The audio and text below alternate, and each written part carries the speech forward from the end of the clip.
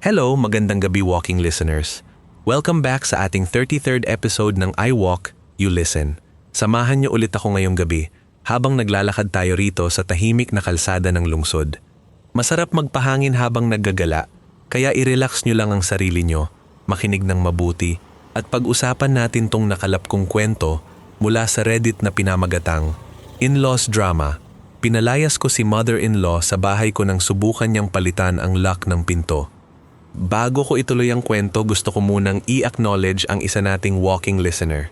Shout out kay Cavaspri. Salamat sa pag-comment at pagsubaybay sa ating mga kwento. Yo, wait lang guys. As in napahinto talaga ako sa paglalakad nung mabasa ko to.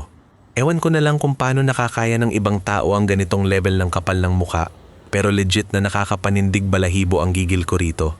Ay set up natin ang eksena. Si OP, simple lang naman ang buhay.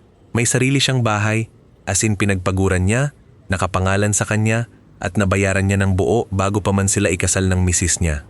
Matagal na silang may kasunduan ng asawa niya, na limited lang ang bisita, kasi low-key, privacy conscious si OP, at pareho silang busy sa work.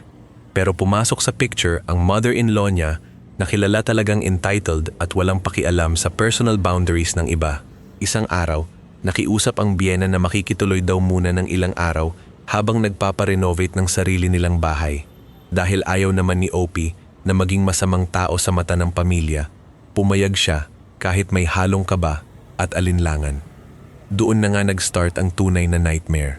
Unang araw pa lang, ultimo ayos ng sala at arrangement ng kusina, pilit na binabago ng biyenan. Red flag agad, di ba? Pero pinalagpas yun ni OP para lang maiwasan ang away. Hanggang sa dumating ang araw na nag-out of town si OP para sa isang mahalagang business trip, samantalang ang misis naman niya ay pumasok sa opisina. Akala ni OP ligtas at tahimik ang lahat. Pero pag-check niya sa kanyang smart doorbell at security camera habang nasa malayo, nagulat siya sa nakita niya. May dumating na locksmith at kasama nito ang mother-in-law niya na nakaturo sa mismong pinto ng bahay. Pinapalitan pala nito ang mismong mga lock ng main door ng walang pahintulot. At ang matindi pa doon, maririnig sa camera audio na sinasabi ng biyenan sa locksmith na kailangan daw palitan ng susi kasi gusto niyang ikontrol kung sino lang ang pwedeng pumasok. Basically gusto niyang i-lock out si OP sa sarili nitong tahanan.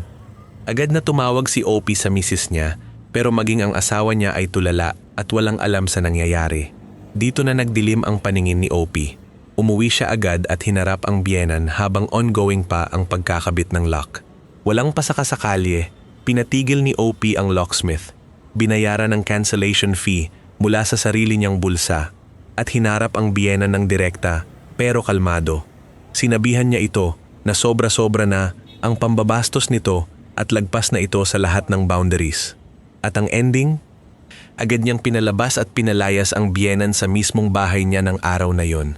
Kahit nagwala at nag-iskandalo ang mother-in-law habang nag-emotional damage control, hindi nagpatinag si OP.